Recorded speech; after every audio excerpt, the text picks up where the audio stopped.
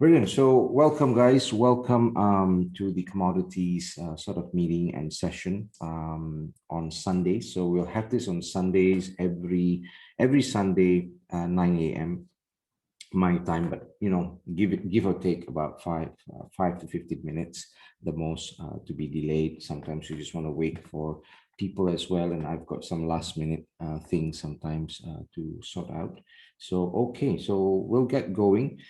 So this for those who are actually new, we are planning to have this commodity session to be grown as well, with loads of people who are interested in specifically in oil and gas as well. We've got some other groups in Europe who specifically only trade gas, actually, especially in Poland, in other Scandinavian countries. We've got actual investors, very big investors, who basically don't know so much in trading gas on a CFD account. So we call it CFD trading. Okay, so I think we will do more tutorials and things like that to give you guys insights into CFD trading, because what we are all doing is actually trading CFDs, contract of differences. Okay, and basically when we trade gold, oil, anything that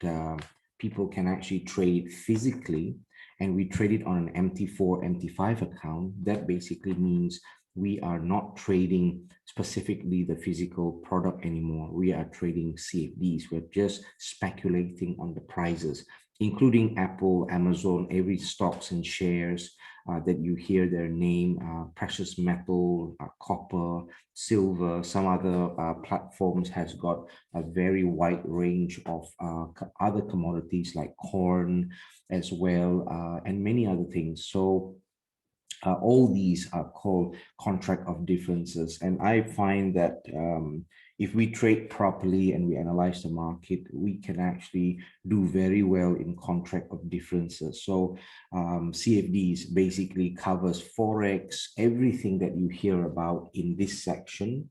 When it's on an MT4 platform right here, it's called CFD trading. So I think it's a little bit under marketed, this CFD trading, how it works, why it works on MT4. I mean, how different is it from trading actual stocks and all that?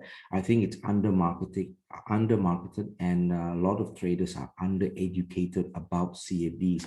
And I feel it's really good to also have to trade CFDs basically. And I think in the most of the brokers, and in Malaysia, in South Africa as well, everywhere in the world, when it comes to Forex brokers, they are marketing too much on Forex trading, and they don't actually even introduce the term CFD. Actually, it is CFD trading, and it should actually be educating people on CFD trading, because then you can take part in speculating prices for Amazon, for Tesla, for anything you want. And while you hear the news, for example, and you are maybe a little afraid in putting money straight into physical assets, like going to the stock. So you may be learning about actual stock trading, and actual stock trading has got a lot more complex, and a lot of people need to be like started from early and get into the stock side of it. And it's only one direction trade most of the time. If it is two directions, then it's CFD straight away, and also futures and other things. But if it's one direction, it's actual stock trading, for example. And this is a lot of people, they are trading actual stocks, but then they can easily diversify their portfolio by actually whatever they are trading, they can actually trade on CFDs on the MT4 platform as well. And this could actually be really good. So that's why we started this group as well on the commodity side of it, because I was in Scotland before. I lived in Scotland for 11 years, and I was based within the oil and gas industry in Aberdeen itself. So in Aberdeen itself, we have got quite a population of especially Asian workers, people who work in the oil and gas industry. But in Aberdeen specifically, we have loads of Malaysians, Malaysian Indians especially. They're all working, whether it's in the rigs or,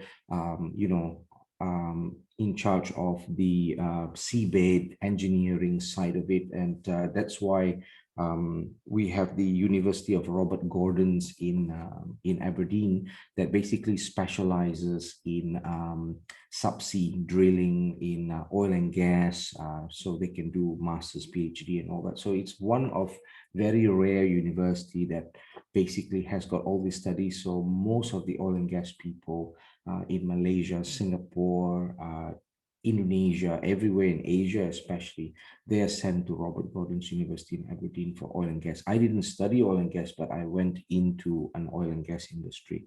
So only because in Aberdeen, because this is all connected to why we're here and what is this whole webinar about in commodities, especially in oil, in crude oil trading, because in Aberdeen is considered, Aberdeen in Scotland is northeast, yeah.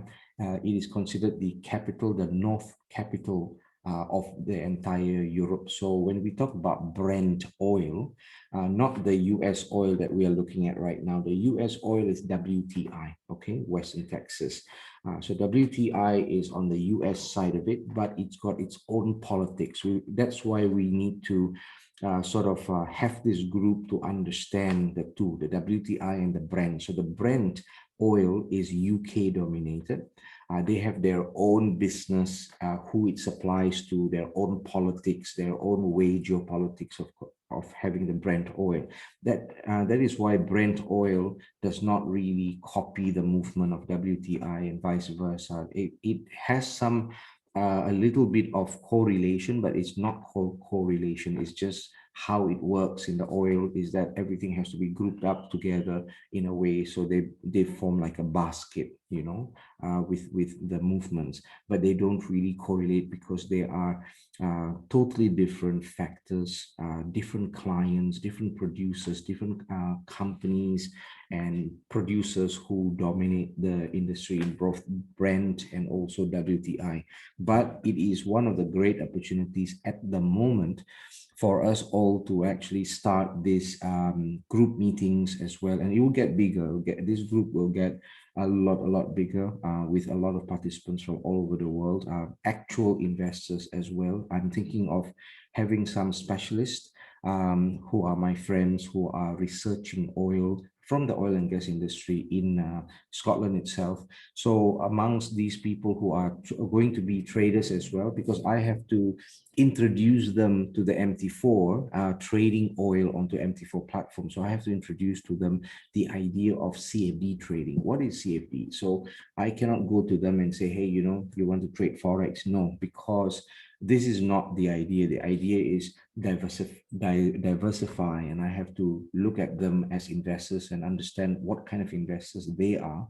And if they are working within the oil and gas industry, they are mostly involved in actual barrels investment as well. So they keep some barrels, they sell it back to the company, they store the barrel in the company that they work for, and they have some share, and it's actually very big business. They're making millions, for the oil and gas, the oil barrel sort of transaction as well. And also they deal with speculation and they buy stocks with oil and gas company that they are familiar with as well. So these are the kind of investors. But when it comes to what you and me are doing right now, they have no clue.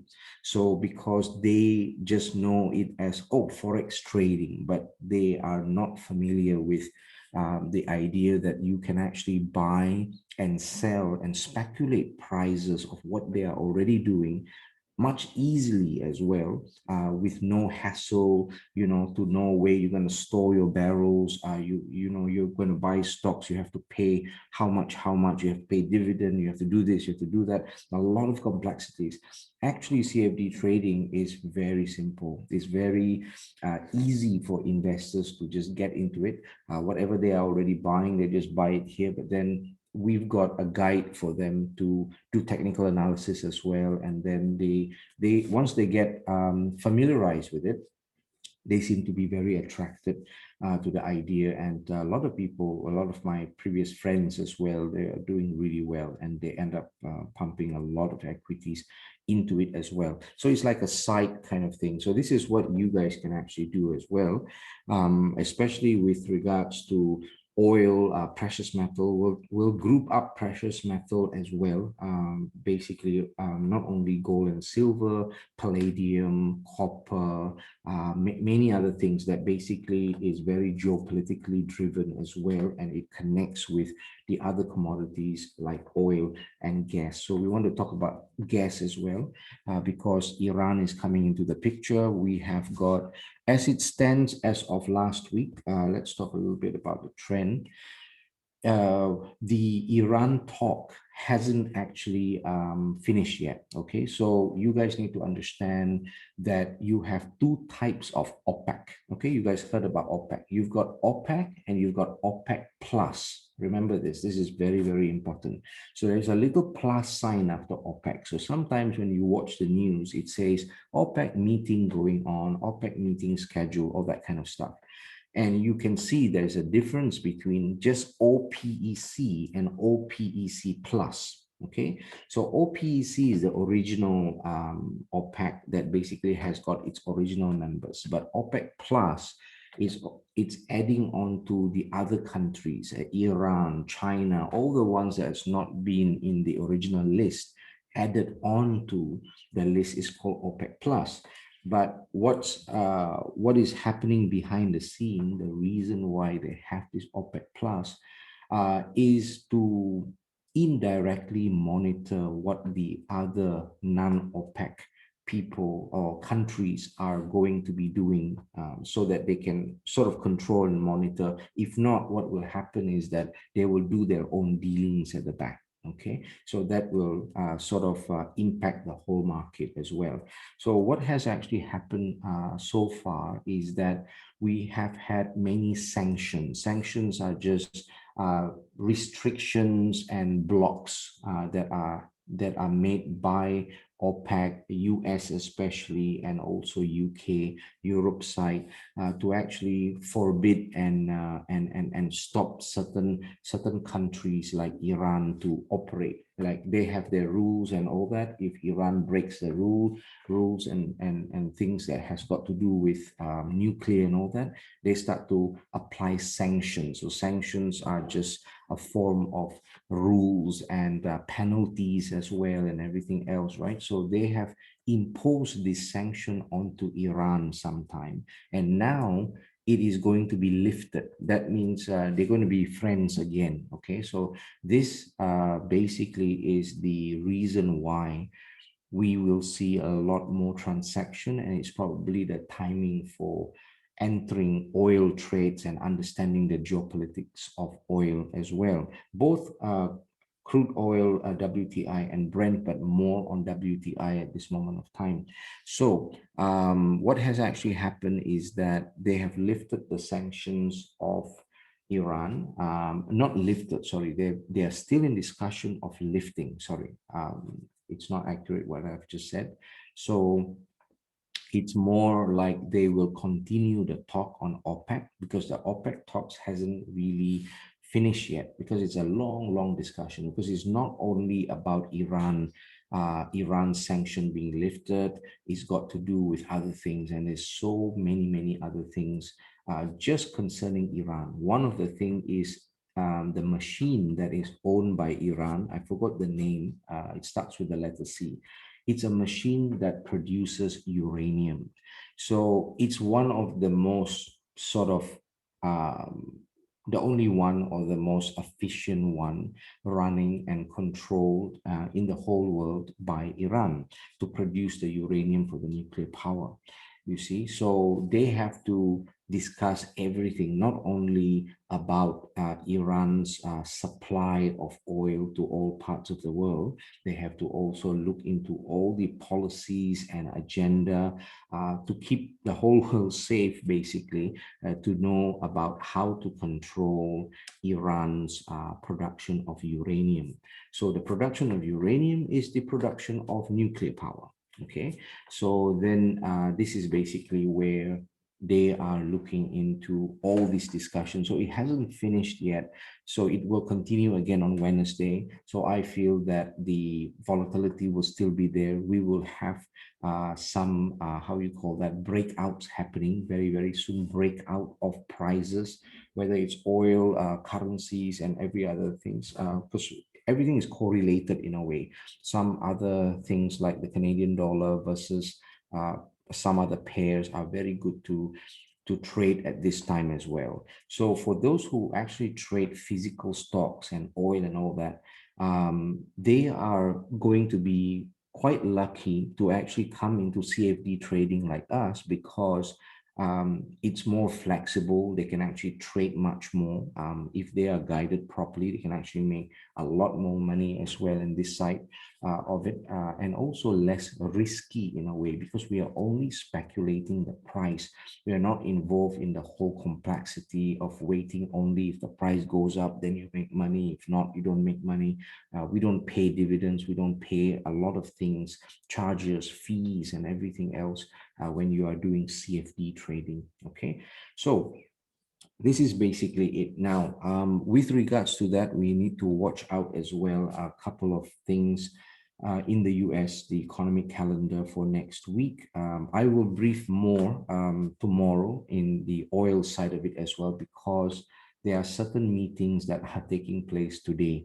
It's hidden meetings. It's taking place in the Saudi Arabic world as well, among all the sheikhs and all these people. They love to have very, very big, grand meeting. So I'm fortunate enough to have friends in the news.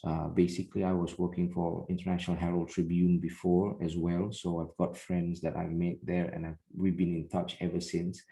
So some of them are based in Dubai, and they basically need to fly all over the Middle East side of it. And they're very well aware of all these sort of not really secret meetings, but meetings that are not meetings in Saudi when it comes to oil among the sheikhs and all that. They like to discuss it over lunch, but they call it business lunch, and it usually happens on Sunday, because their Sunday is their Monday. It's working day. It's like normal working day, and it's usually the time that they are having their own personal discussions amongst them, because they control the rigs as well with their funds, with their money and all that. So at the end of the day, we've got all these sheikhs basically in control of the rigs production. And these people could be normal investors who are not politicians as well, but then they are pulled into meetings with the politicians, or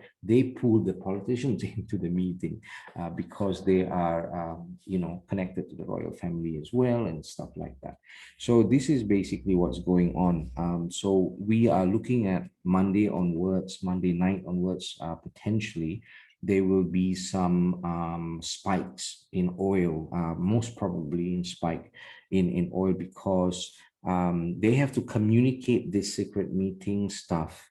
They have to communicate some parts of it and make it formal. So everything is not formal in the Middle East, okay? It becomes formal only at a later stage. So it also depends on how the media stream start to convert this information that they just got, but they will never have the direct link in the source of it from the very beginning. So in that way, because what's happening right now, especially in Dubai, and also some people are flying to have a meeting tomorrow as well in their private jets and all that, because they want to go ahead with certain very important discussion amongst them first before Wednesday, because Wednesday will be the continuation of the OPEC Plus meeting as well. Now, the other thing as well is that all this while before Iran came in, Iran has already been supplying oil in a very large number, basically in the largest number to China, because China is the largest buyer. So because it's already a sanction, they are not allowed to sell the oil to China, but they have been selling oil to China, but not directly. So they've done their own form of triangular type deal, basically to sell the oil to China, but through Russia. So they have sold the oil. It has been going on for years already because of the sanction.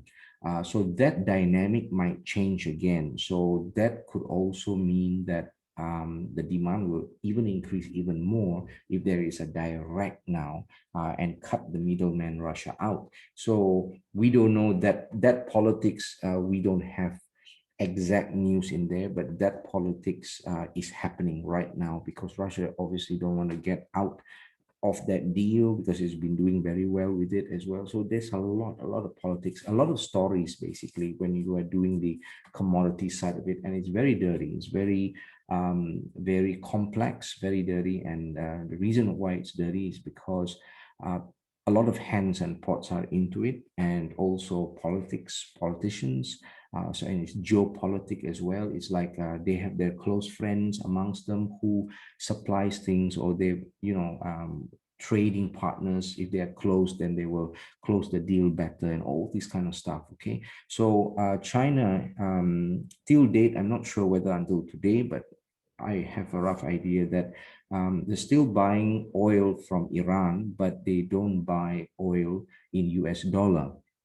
So they are buying oil in Swiss franc. Okay, so the Swiss franc reserve of currency in China is very high. That means that the Central Bank of China reserves a lot of cash. Their national reserve is gold and Swiss franc.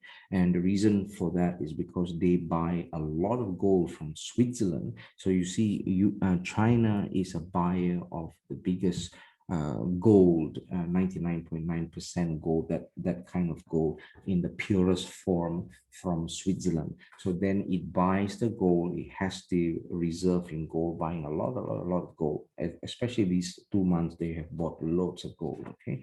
And then they basically have Swiss franc as well. So they use a Swiss franc to buy the oil from Iran, okay? So at the moment, we have three superpowers, especially US, Russia.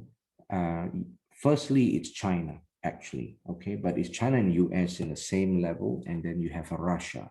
Now, three countries are battling. They are on a race at the moment to buy physical gold. So they are buying and buying and buying for about almost 2 years, 3 years now to reach the goal of 8,000 tons. But at the moment, they are maybe at 6,000 plus, almost 7,000. They've got only about 1,000 plus, maybe almost 2,000 tons to go to reach their goal. So you've got these three countries. Now, this is the main reason why the outer world and the retail world cannot actually really see what is the real reason behind gold's prices, really going down so much and then going up very little, going down a lot, going up very little. Very simple, because these three countries are actually buying gold. So they are in control to actually have the price really low so that they can actually buy a lot more.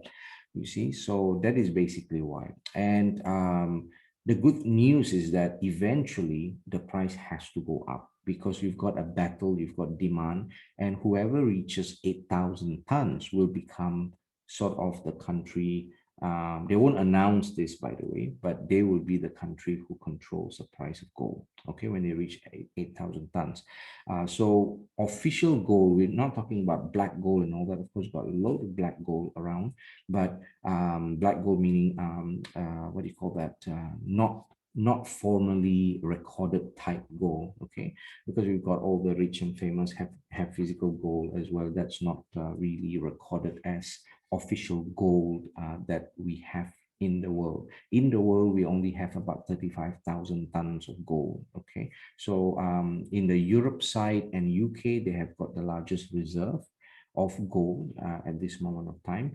But then we've got a lot of other countries that are gearing. Now, the thing about India as well is very, very interesting. India has been in the gold standard type in India's Federal Reserve and all that, India's central bank, sorry, not Federal Reserve, but India's central bank, all this while from Gandhi's time has actually been very active with gold, right? Because Indians in general love gold, and a monsoon wedding would be the highest gold buying spree ever.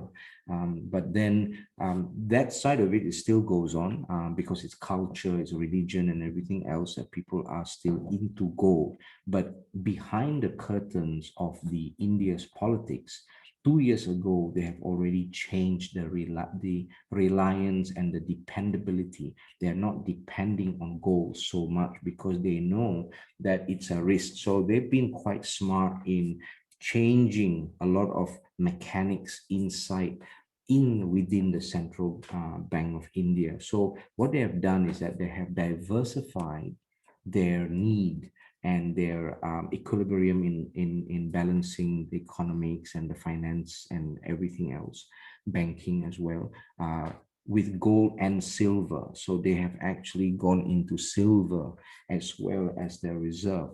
Of course, they are also into other currencies like Swiss franc, like China a little bit as well, but not to a very big extent. But they are very, very smart in knowing, how exactly to actually strategize. So India is actually China's threat, not US so much. US, yes, but then China, in my opinion, has already copied a lot of things that US has done rightly for the past maybe 25, 30 years. So China has actually seen what US is capable, copied a lot of things from space to everything else, technology-wise, education, business models, everything. So they have seen it all. They have actually make it even better, a lot of other things.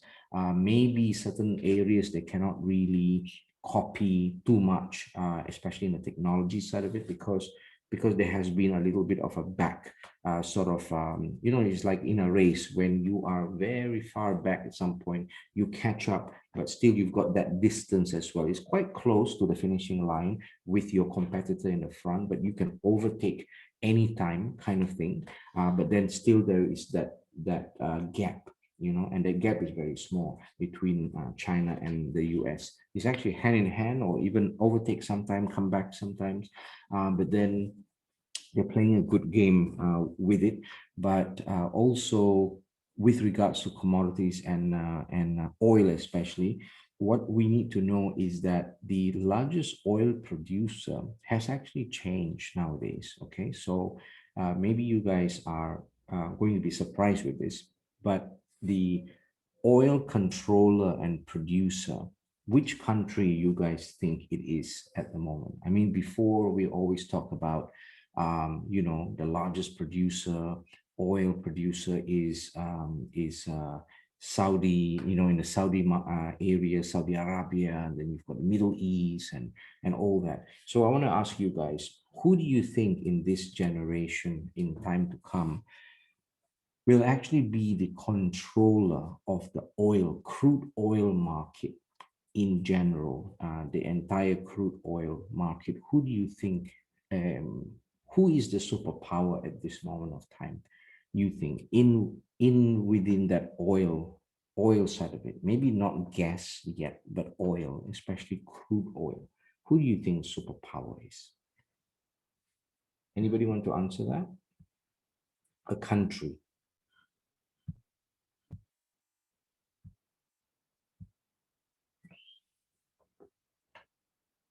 Anybody? You guys are shy on a Sunday morning, Sunday afternoon, this morning for me. Yeah, just one country, name it. Who do you think? I mean, we've got importer, exporter, yes. We've got countries that buy the most oil in the world, countries that that sells most oil in the world. But who are the dominant, who could be the most dominant one in oil, in crude oil especially? And who do we need to monitor? Which country we need to monitor to understand that they are the one will actually end up having a lot of say and a lot of things that has to do with your oil investments, let's say, because of the price movement, volatility, everything else? Which country you guys know that we need to watch out for, monitor, get more insights into it in order for us to actually understand the how to forecast the price of oil? Anybody? A volunteer? Just name a country.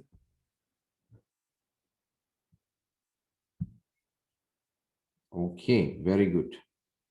Mr. Elias, 10 points for you. It is indeed US, okay?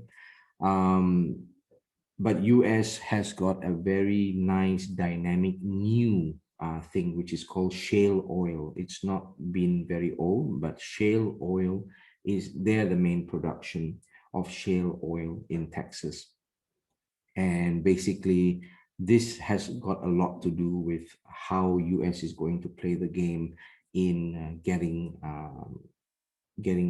other competitors to come into their site and sell their oil and enter into various markets as well. So that will have some impact. But again, you know, OPEC's position is also quite unique, but US is not very worried about these things, about their shale oil and then the oil that is available in other parts of the world, mainly because the reserves of oil is quite limited. And the new oil is actually going to come from the US and it's going to be very different. So maybe you don't know, but maybe there will be a new instrument. Maybe it's shale. Maybe we've got three. Maybe we've got crude oil WTI. Then we have got what do you call that, Brent, and then we may need another one. You see, so we don't know yet. Maybe it will be linked with another thing, and then we'll have an extra instrument to trade. We don't know that yet, but it's a very big possibility. Okay, so that's basically it. So now what we do is we'll get going a little bit into understanding technically first, but I will give you guys much more insights after some meetings and some inside information that I will be getting from tonight onwards. Then I can share and have it into tomorrow's Bretton's Monday special. Okay, so Monday's week ahead. So the week ahead will actually include oil as well tomorrow. So I'll have that recorded as well, because now what we should actually be doing and focusing on is its current structure of price of US oil, and how has it actually been performing, and looking at all this price action, a couple of things as well, so that we can then marry that on the technical side for now, because the fundamental side and new side and all this insights information hasn't really happened and not very clear for me as yet. So I want to get that clarity first, and then we can combine it with whatever that we are seeing today on the technical side. So we'll look into the technical side for US oil for now. We'll jump into Brent oil a little bit, but we want to focus a little bit more on price action technicals first, so that we can marry in whatever we get later on the fundamental side by tomorrow. Okay, so here, for example, we can see that the price closed at 69.23, roughly like that. Okay, and this is Brent oil. This is, sorry, WTI oil or US oil on daily chart.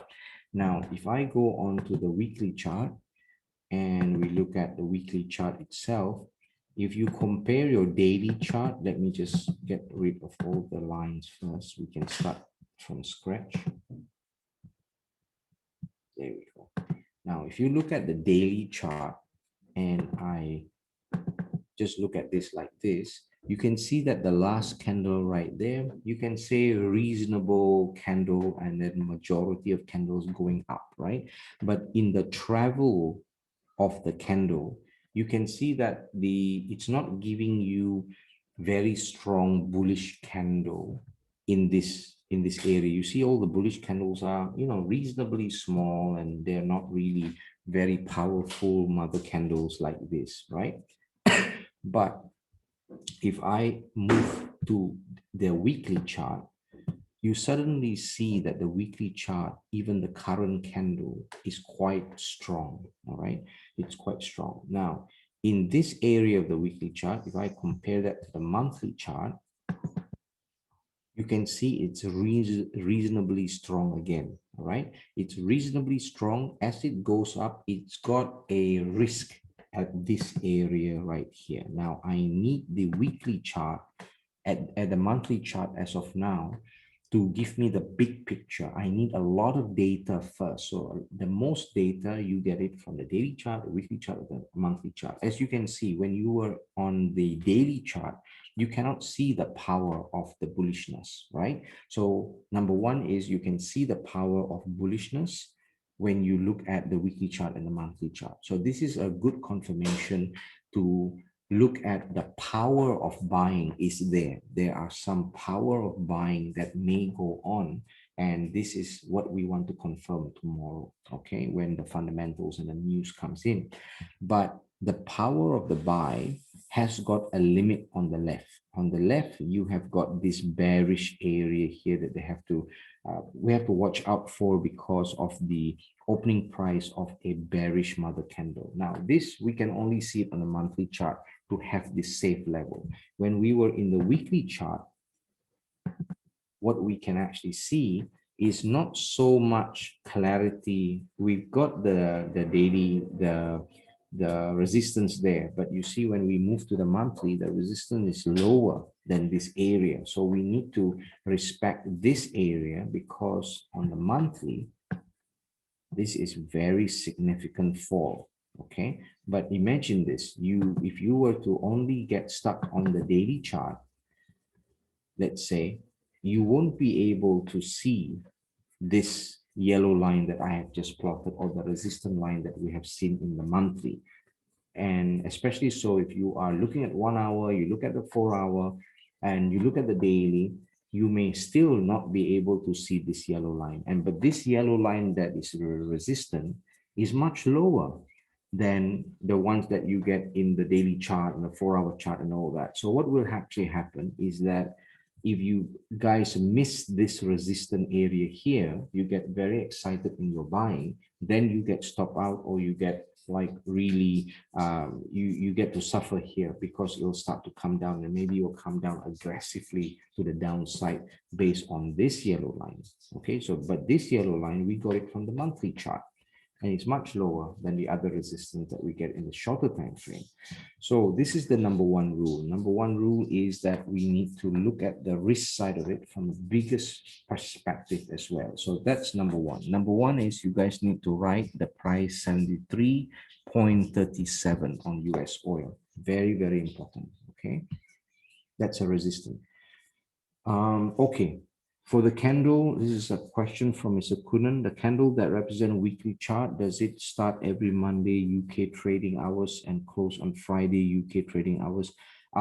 Yes and no. It does actually close and all that on the same day like Forex, but the timing is different because it's contracts. Okay, so we've got contracts, opening contracts, but there's a bit of a time difference, what do you call that?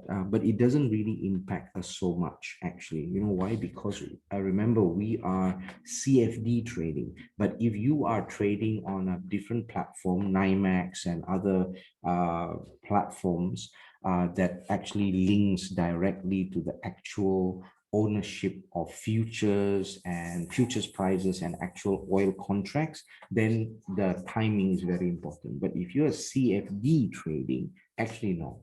Actually, it's not that important. Yeah, because a lot of people get quite confused. And this is actually a very good question. That is why I think that we have to educate traders on CFD trading, which is basically it's much more flexible. There are some differences between brokers and brokers though. Some brokers, because like for example, FP markets, right? And a few other brokers, they actually have a stocks trading platform and they actually have actual stocks trading, actual oil contracts trading, actual gas trading. So on that platform, it's not MT4. So that basically means it's not on a CFD platform. Now, if it is on that platform, then the broker would definitely be sending notification of timing contracts, when it's closed, when it's open and all that. You will get it by email. So that is basically when you have to be very aware that these things actually exist in different platform when it comes to actual trading on futures.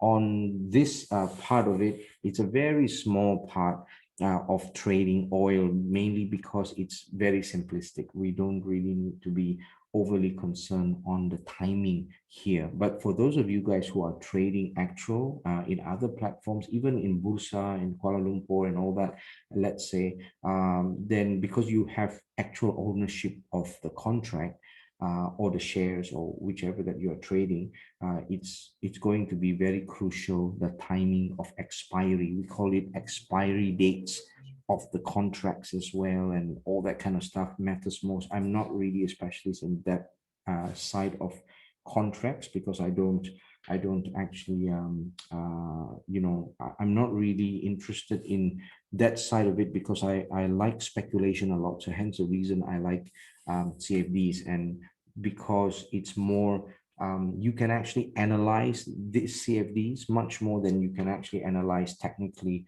on the other ones. Okay. All right. Hopefully that answers your question, Mr. Kunan. Okay. So let me just check. A second. It's about trading hours, right? Yeah. Okay. So yeah, it's not really a very big concern, but at this moment of time, technically, that is the price. That is the price that I would be monitoring as your resistance. Remember, this is if you get totally excited in buying for whatever reason tomorrow, let's say, no problem, buy. But just be aware that 73.37, you need to exit before that price. So 73.30 at least. But the good news as well is that we do have on the weekly chart, it's quite clear that we have a bullish,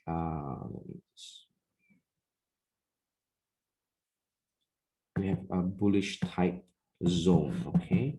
And when you look to the left, you can get this zone quite clearly. And I'm going to color it or shade it in blue. And that is based on that mother candle here, okay? Because how recent it is and how far is it does actually matter on the power as well. The more recent, the better. So this is the most recent. And that this one here, let me just mark it first.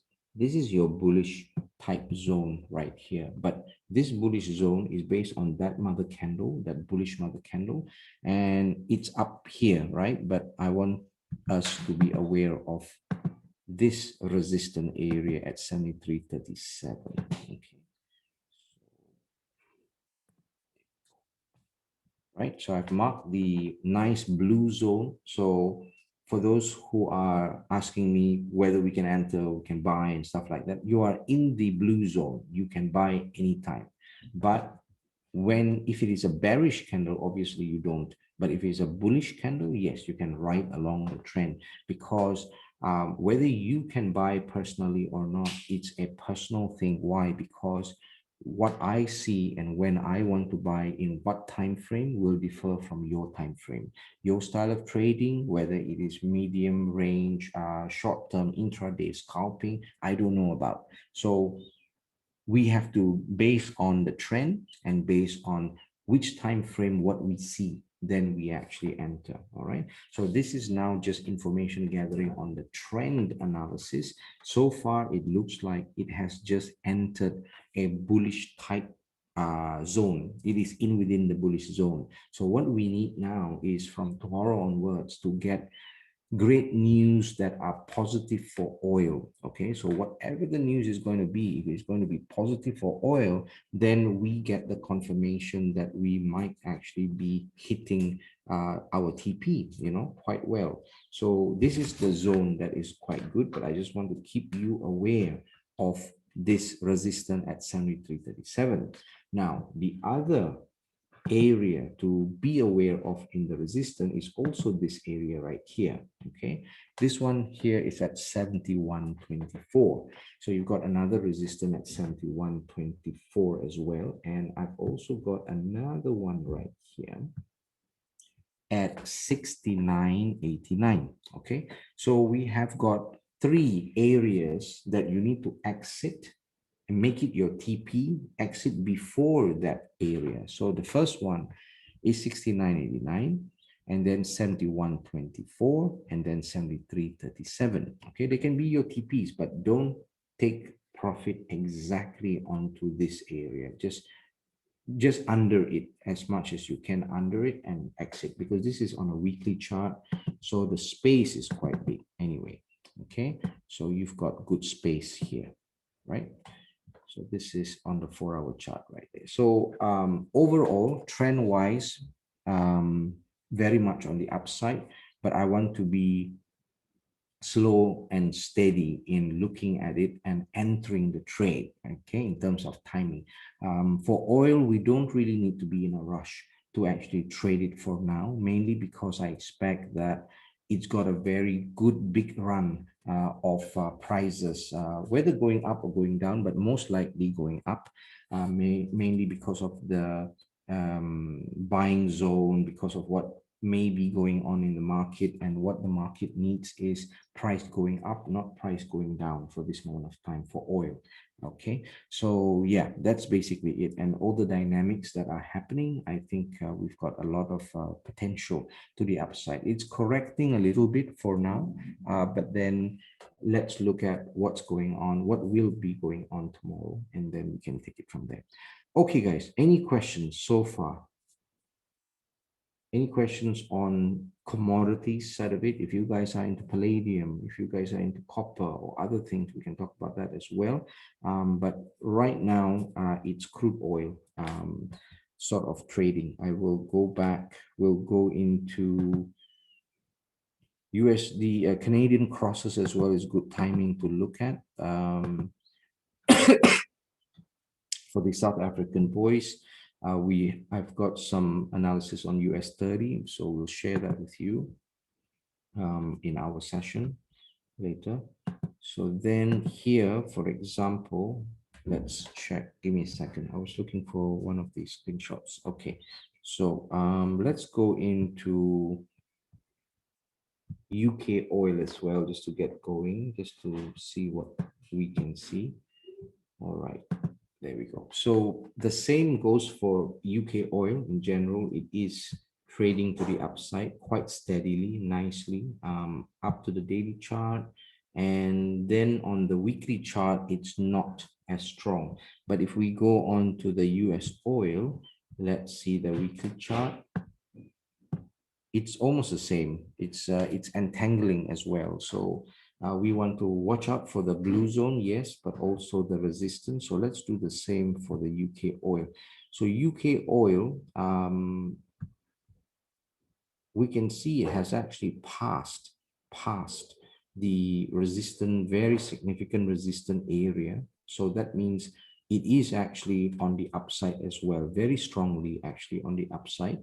But the risk to watch out for is this area right here.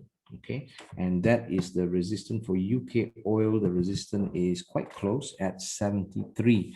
Not well, we are looking at the weekly, so 73 is quite good. So, but that is the area that might actually be resistant. But I'm also looking at this area here because we've got a pin bar candle right here. So 72.40. It's a very good price to exit actually, because it's before the 72.50 psychological number. So we are applying psychological numbers on both UK and US oil as well. It's been very good actually. So that is one area that you can actually exit. So buying, meaning buying from 71.60. Okay, so UK oil, because it is at 71.46. 71.50 is your psychological level, right? So you just want to be safer. So you want to enter at 71.60. You want to exit at 72.40. Okay, let's see how that goes. But it looks reasonable. It looks reasonably bullish as well. You go on to your average directional movement index as well. You can see it's quite strong on the upside. The current uptrend is been very steady and steadily strong as well. And it's the same for the US oil too.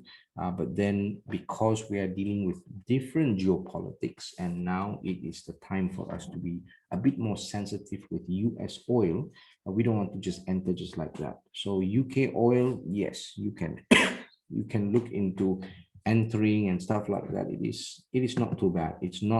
is not going to be governed by loads of geopolitical risk like US. For now, US, we need to be a little bit careful. So with UK oil, I think there's opportunity right there. So 72.40 to exit, 71.60 to actually buy. Okay, so there you go. We've got pending order right there. The only concern I have is that the power to go up, I am not 100% sure for the UK oil. So that means you can take profit at 72.40 and then we need to wait because there's just not much confidence I have. Maybe I have got more confidence for UK oil later, not now, because you got all these bullish candle. They actually happen much later, not recent. So I don't want to take that risk. But you can still, test the market a little bit, do some buying, and just benefit from a short-term type buying, not really so much long-term. So I feel that it might actually be going up a bit more, but a bit later after US has actually paved the way, then we can look into more buying for the UK oil. So for UK oil, it's just what I've mentioned earlier on as your shortest term type trade, but not really looking at it going like US oil yet. Okay, so but maybe opportunity, but it's been paved. I think it will US oil and whatever will happen, OPEC plus, and then the agreement and the final sort of agreement with Iran and all that will then start to sort of have a ripple effect with Brent oil as well. Okay, now it's just too early. Okay, guys, that's basically it. Any other questions? We'll end the session a little bit less. I've got more earlier. I've just got much more to share in terms of actual news as well as trade ideas and all that tomorrow, because it will happen the whole week. So we've got quite a big list of trade ideas for you starting from tomorrow, especially with Canadian crosses as well. I've seen quite a number of patterns. So that's basically it. UK oil price demand, any correlation with pound sterling? Yes, yes and no. Oh no, sorry. Your question is a good one. When it comes to UK oil, yes, pound sterling definitely has got a very big impact, but not in terms of timing, meaning that direct impact in terms of that time happen and then that time UK pound goes up and down. Not really, but yes, you can find that impact because the UK pound thing, they don't deal with UK, even the UK oil Brent, right? We have to be informed that the US dollar dominates both Brent oil and also US oil, not UK pounds, you see. So even though they buy Brent oil, let's say Saudi or Dubai or anywhere, Europe buys Brent oil from Scotland, they don't buy it in pounds, they buy it in US dollars.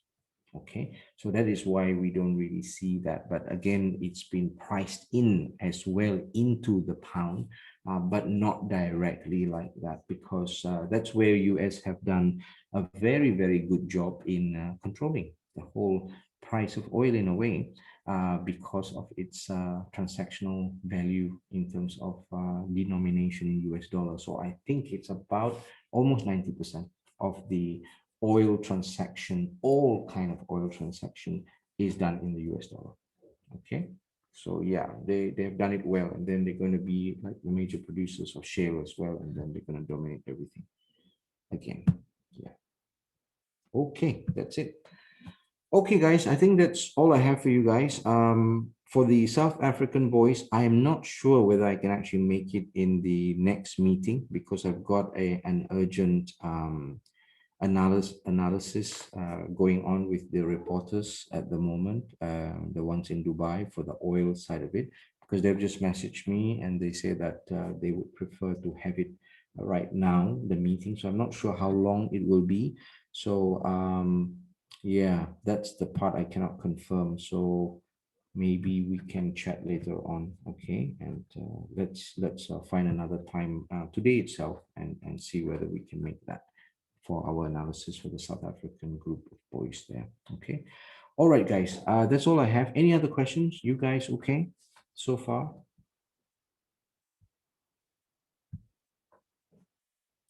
We have CAD to look at how it pans out to go into the Z pattern as well. It's all because of oil as well. It will move mainly because of oil. CAD crosses, USD CAD as well. It's actually exactly at a support area right there. It's in within the black area, but it's just about to pounce upwards. We don't know that yet until tomorrow. GBP USD, as long as it looks like it's heading a bit downwards, it's already in a selling zone. So in my guess, it looks like something might trigger the GBP to be on the downside or bearish. But we'll talk a lot more about this tomorrow. Expecting more on the US oil, we've already mentioned it. Euro USD has been very nice, actually. It's actually traded very nicely. I hit a couple of TPs as well from the movements here. It looks like it might actually fall a little bit to find support or go higher straight away. It's in within the buying zone as well. So I think I've begun to analyze it and draw all this blue zone at this point here when it touched with this very nice pin bar here, and then it went up there, came down, and came down here until the selling zone and shot up again. So yeah, so you could have bought here, basically use all this buying zone and support area to actually trade. It's quite powerful. It's pure price action itself, and in within this area you have got all the ABCD pattern as well, very very nicely done. So yeah, that's basically it for Euro USD. But we've got loads of pair to look at, as well as commodity pairs and oil and gold, as well as silver as well, to look at trading opportunities for the week. So I think tomorrow I'll be able to give you guys a longer list of things happening and what pairs to actually trade and all these trade ideas and signals as well. Okay. All right, guys, that's it. That's all I have for you guys. If you guys have got no questions, we can meet tomorrow again on the Mondays, Bretton's Mondays week ahead. Okay. All right. Thank you so much, guys. Enjoy the rest of your Sunday, and we'll see you guys tomorrow. Any questions at all, just contact me directly. No problems. Okay, guys. Take care. Thank you so much. Bye bye. See you guys. Bye bye.